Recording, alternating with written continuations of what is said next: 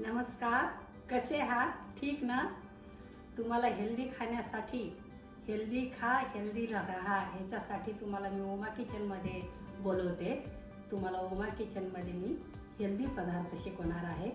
तरी तुम्ही उमा किचनमध्ये मी तुम्हाला आज उमा किचनमध्ये दुधीचा तुम्हाला अवकिरा म्हणून आहे. खूप जुना पदार्थ आहे हा. माझी आई करायची, ते मी तुम्हाला शिकवणार आहे. आणि तुम्ही करावा, हेल्दी आहे, पौष्टिक आहे.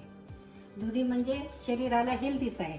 तर आता मी तुम्हाला सर्व साहित्य सांगते. तेल लागणार आहे आपल्याला, हिंग लागणार आहे, दही लागणार आहे आणि मोहरीचं पीठ लागणार आहे. फोडणीसाठी मिरची लागणार आहे, मीठ आणि कोथिंबीर आणि मसाल्याचा डब्बा. तर आता मी काय करते, कढई गरम करायला ठेवली आणि त्याच्यामध्ये तेल टाकते मी. आपल्याला हा कद्दू वाफवून घ्यायचा आहे. त्याच्यासाठी हा चिरून धुतलेला आहे कद्दू. आता मी काय करते, वाफायला टाकते. 2 मिनिट आपल्याला थांबावं लागेल. 2 मिनिट थांबावं लागेल. मी झाकून ठेवते आणि वाफवून देते. आता मी हे हलवून घेतलंय आणि गॅस थोडा बारीक केलाय आणि काय केलंय, हे झाकून ठेवायचं. पण ह्याचं पाणी जे आहे ते खाली पडू द्यायचं नाही, त्याची चव जाते. त्याच्यासाठी काय करायचं, खूप बारीक ह्याच्यावर आणि थोड्या वेळाने येऊन 2 मिनिटांनी ते पाणी पुसून काढायचं आहे झाकणाचं. तर मी तुम्हाला दाखवते, पण वाफ येऊ द्यायची छान. आता हे थोडं पाणी हे झालेलं आहे, ते काढून ठेवते मी, पुसून घेते आणि नंतर ठेवते एक मिनिट. अगदी आता तर गॅस बंदच करते मी, कारण पाणी बिलकुल मध्ये पडू नये एवढंच ह्याचं पाहायचं आहे. हे वाफ आलेली आहे. आता आपल्याला काय करायचं आहे, हे बाउलमध्ये काढून घ्यायचं आणि हे पुढे शिजले आहेत. आता तुम्हाला दाखवते आणि ह्याला थोडं गार होऊ द्यायचं आहे. आता आपल्याला गार करायचं आहे. थोडं करकर आहे, फार शिजलं की ते चांगलं लागत नाही. छान झालंय हे पहा. आणि आपल्याला दही टाकायचं आहे ना, त्याच्यासाठी थोडं गार होऊ द्यायचं आहे. तर आपल्याला काय करायचं, आता त्याच्यामध्ये हळद महत्त्वाची आहे आणि मोहरीचं पीठ महत्त्वाचं आहे. मीठ घालायचं आहे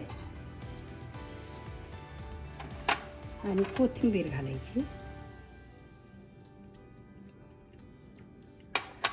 आणि 1-2 मिरची तुम्ही घालू शकता. पण हे थोडं गरम आहे, थोडं गार झाल्यानंतर दही घालायचं.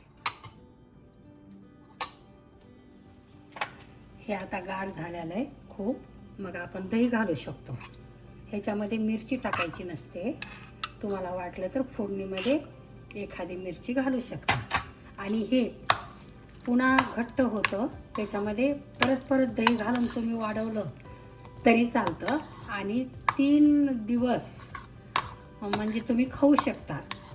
इतकं हेल्दी आणि पौष्टिक आहे आणि त्याच्यात दही पण खूप महत्त्व आहे. आणि आजच्यापेक्षा उद्या छान लागतो. तर पाहूया, करा तुम्ही घरामध्ये आणि खा. 3 दिवस चालते ही चटणी.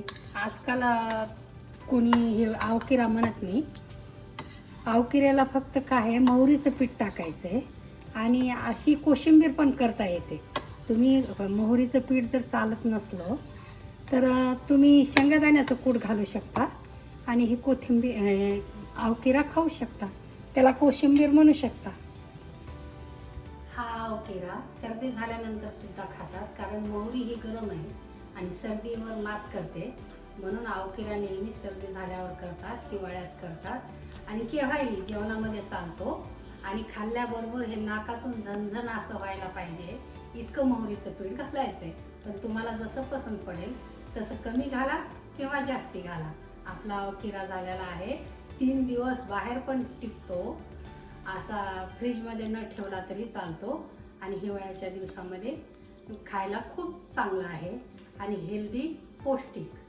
माझं तत्वच हे आहे की सगळ्यांनी हेल्दी राहायला पाहिजे आणि पौष्टिक अन्नच खायला पाहिजे.